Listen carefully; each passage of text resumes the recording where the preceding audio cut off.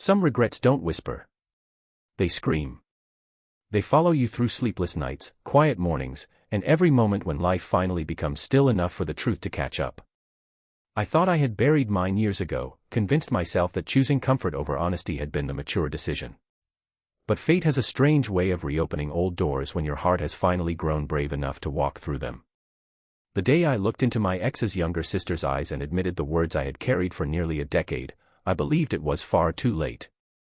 I quietly confessed that I regretted not choosing her, expecting nothing more than awkward silence.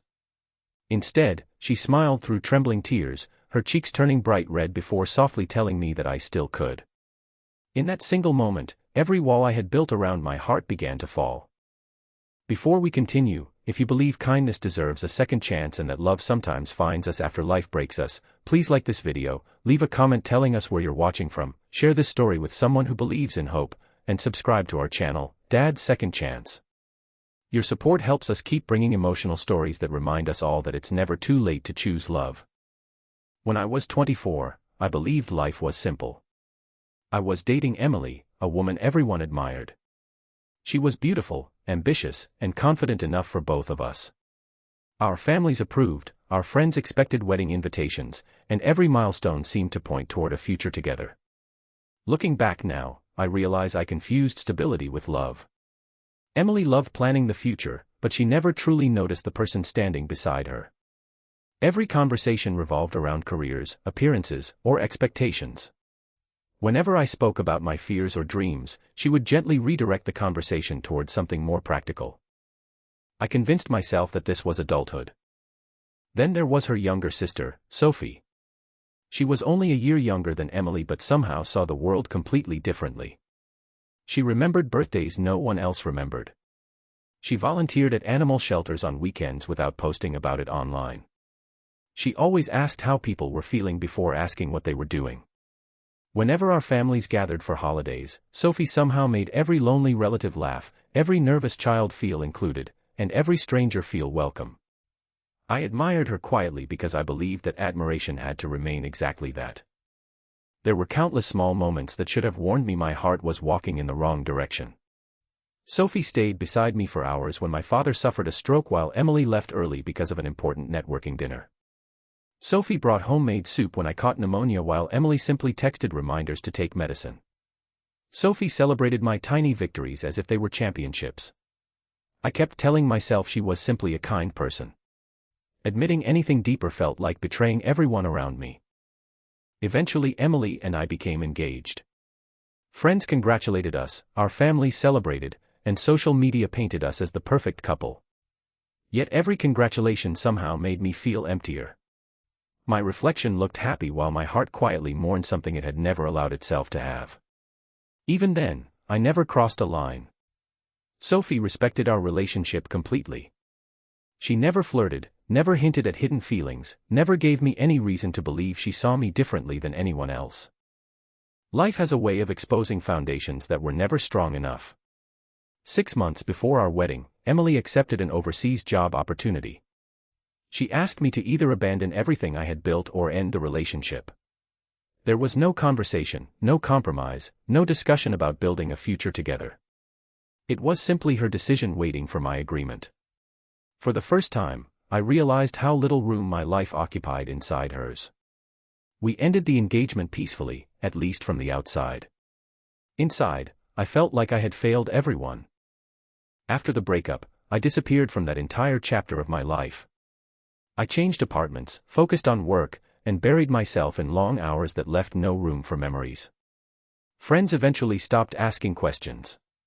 Emily built a successful career overseas. Years passed. Seasons changed. Birthdays came and went unnoticed. I never married. Every relationship afterward felt incomplete because I kept comparing genuine kindness to polished perfection.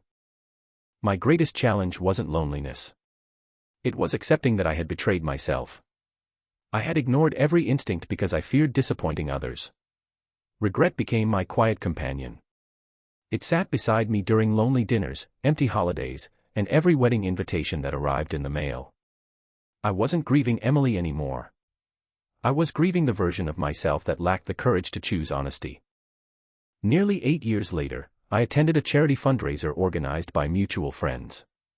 I almost declined the invitation, expecting uncomfortable conversations and awkward reunions. Instead, I unexpectedly saw Sophie standing near a table filled with donated books for children. She looked older, more confident, but somehow even warmer than I remembered. She greeted everyone with the same kindness that had always defined her. Time had changed her appearance slightly, yet her heart remained beautifully familiar. Throughout the evening we spoke carefully, catching up on years we had missed. She told me she had become a pediatric nurse, explaining how helping frightened children had given her life purpose. I shared stories about rebuilding my career and learning to slow down. Neither of us mentioned Emily immediately. Some names carry too much history. When the event ended, we walked outside beneath a quiet evening sky. The parking lot was almost empty.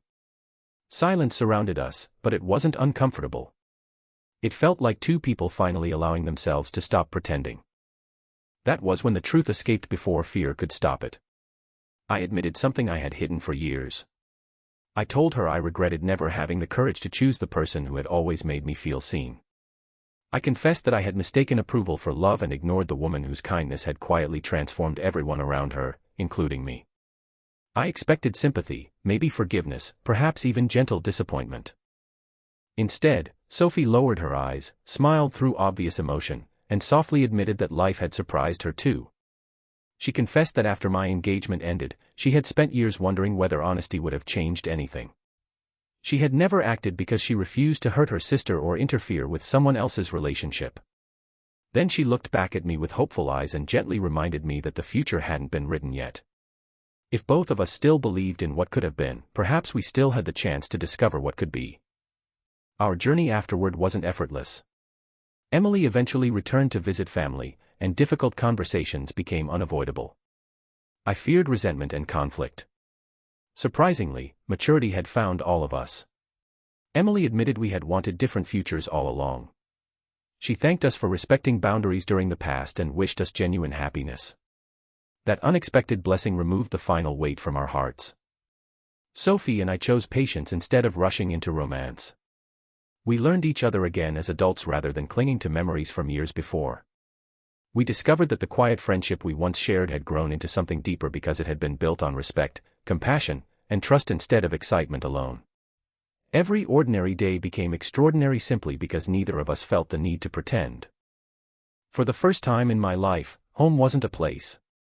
It was a person. We laughed over burned dinners, comforted one another through difficult hospital shifts and stressful work deadlines, and celebrated simple evenings that required nothing except being together. I finally understood that lasting love rarely arrives with fireworks.